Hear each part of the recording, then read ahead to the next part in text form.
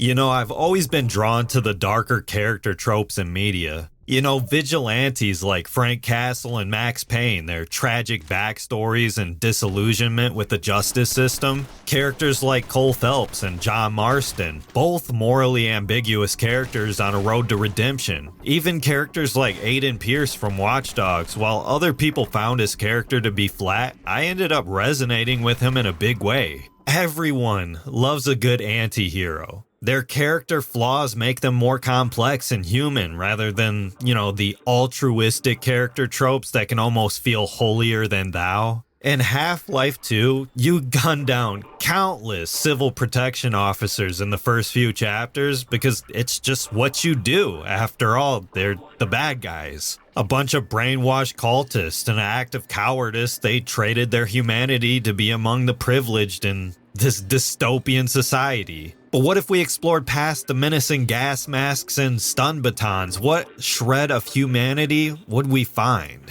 This is the question Entropy Zero seeks to answer when it puts you in the boots of Unit 3650, aka the bad cop.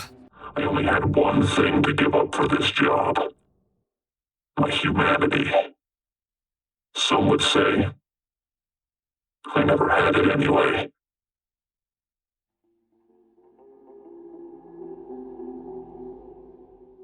I'll try to keep his backstory spoiler free, but just know this isn't just a game where you play as the bad guy. Aiden Walker might even make you sympathetic. And maybe Gordon Freeman isn't the perfect little angel you think he is. Call it a conspiracy, but I think the resonance cascade wasn't just an accident. Just look at this face. This is the face of an evil mad scientist if I ever saw one. I do not trust you, Freeman. Wake up, people. The Zen invasion was a plan all along. Jokes aside, though, right out of the gate, I'll say this. Entropy 02 is a must play. If all you needed was a recommendation or you're just finding out about this game, feel free to click off the video and go play it. Half-Life 2, we all know it. It's a bona fide masterpiece. Environmental storytelling, the seamless level design, the physics. It still has some of the most impressive tech. It holds up over 20 years later.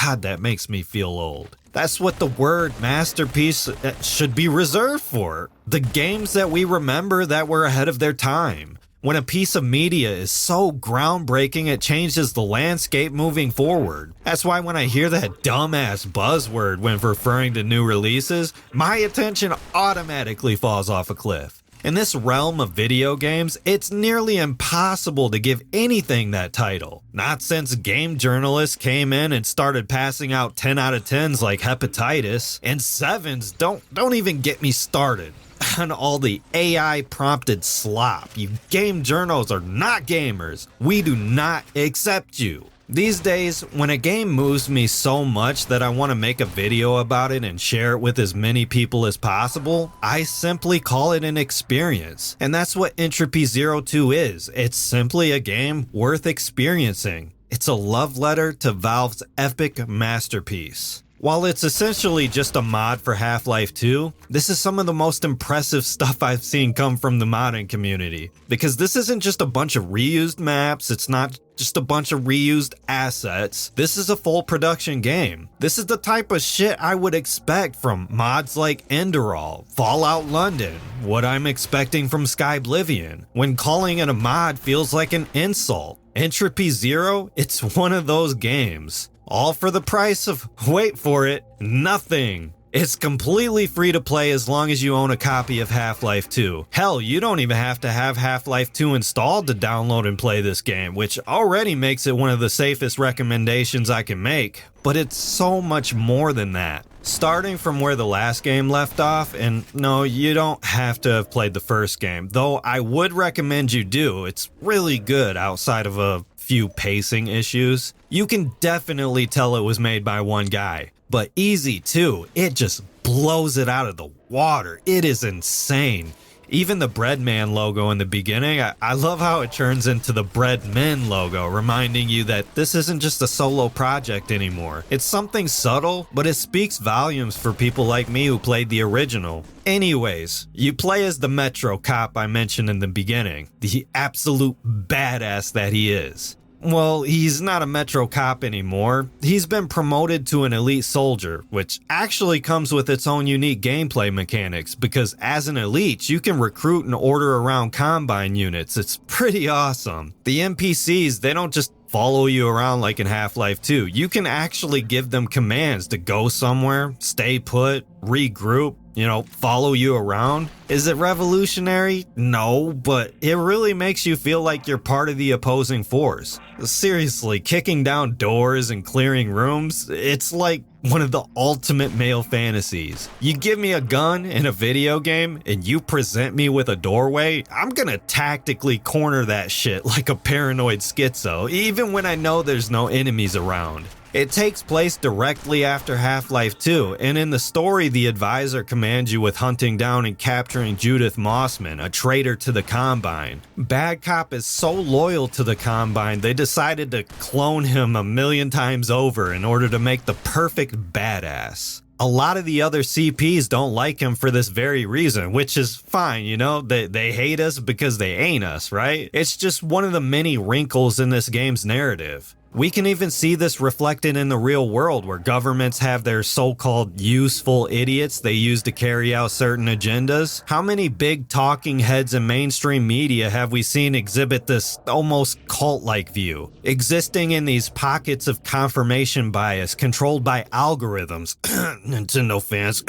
Algorithms where a person's entire existence online, their political views, personality traits, likes and dislikes, are extracted like a resource in order to bait them into a subscription service or a product of some kind. Conformity is one of the cornerstones of every great dystopian piece of fiction, and every Nintendo lawsuit. And this is one of the main reasons EZ2 is such an awesome game, because it follows this narrative so well. You can really tell the people who made this mod have a deep understanding of the Half-Life world and its lore. And don't even get me started on the voice acting. There are so many damn custom voice lines in this game, it's ridiculous. Nearly every inch of this game, the environmental storytelling, the Easter eggs, the dialogue triggers where Bad Cop just makes a one-off liner, and tons of audio logs to listen to. I was not expecting to be this invested in a fan-made project. This type of polish, it really caught me off guard, because in 2025, having the words polish and video game in the same sentence is enough to short-circuit my brain activity. I mentioned that Bad Cop has a bunch of mini-me's of himself running around, and there's a rogue clone that plays an integral part of the story, which you'll find out for yourself. And if that doesn't get your attention, it even ties in the backstory of Aperture. Yeah, you heard me right. This game not only ties in the story of Half-Life, but Portal 2. Listen, Breadman, I am begging you, if we get an Entropy 03, just hear me out. Half-Life, Portal, and Left 4 Dead. Come on, man. How awesome would that be?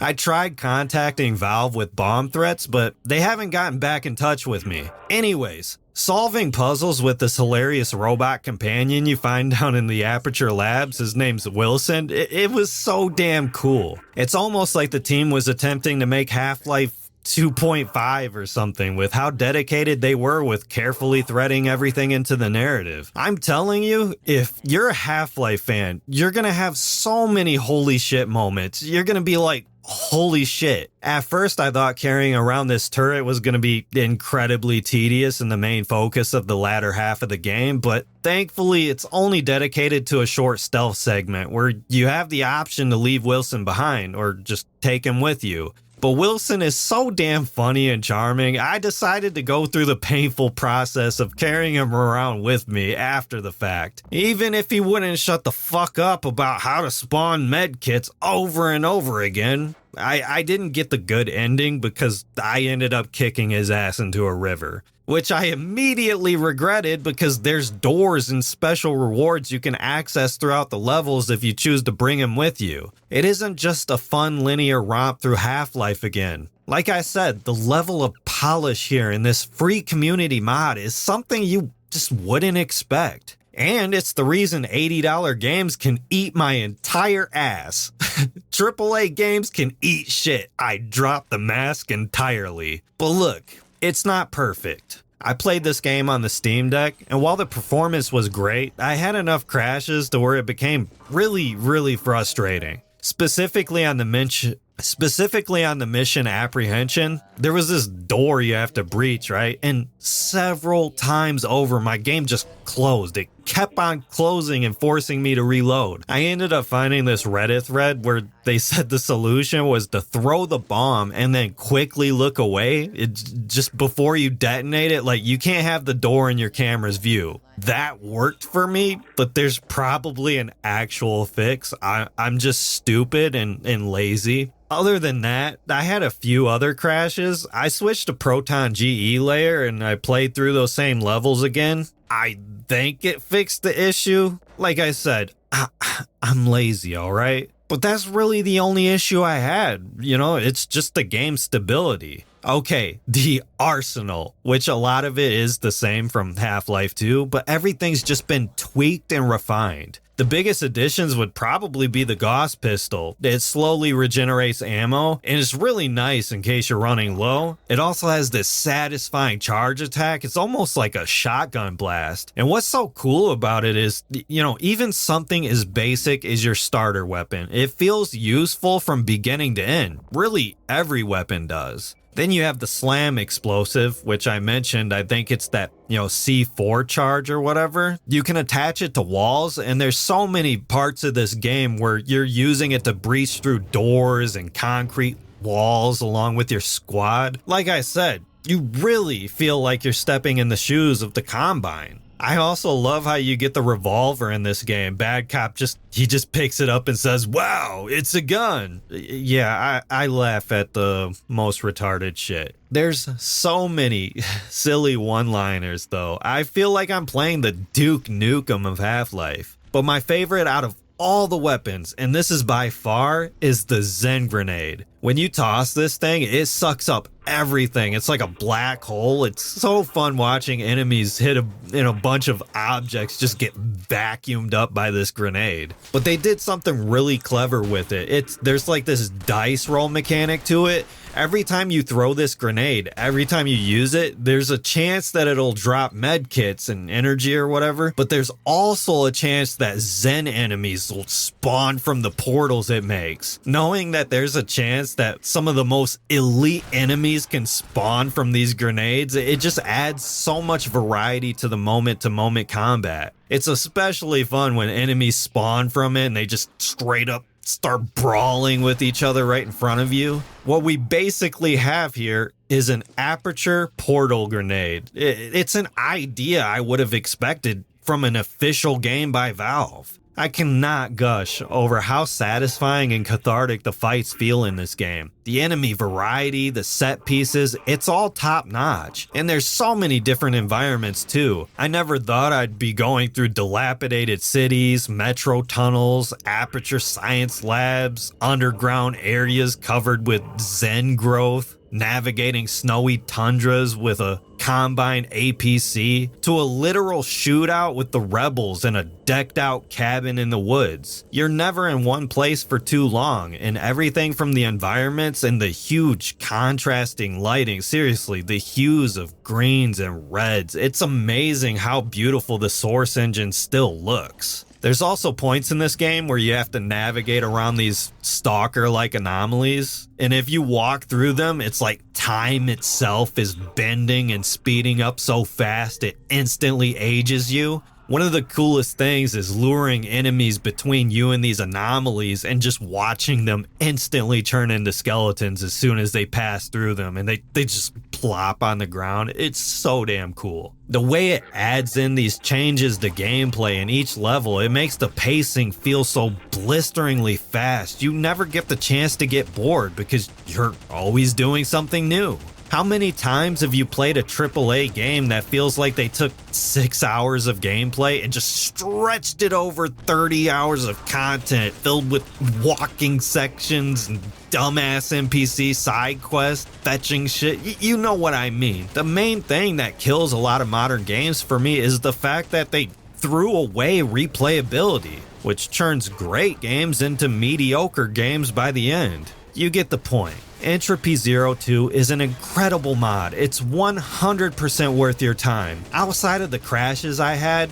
not once did the game feel stale. Just like Half-Life 2 before it, it weaves in a deep narrative while keeping up a brisk pace all throughout. At this point, whether we get a Half-Life 3 or Entropy 3, make sure it has Left 4 Dead in it, alright? I'd be equally excited for either. Anyways, thanks for watching, and I'll catch you in the next video. Later.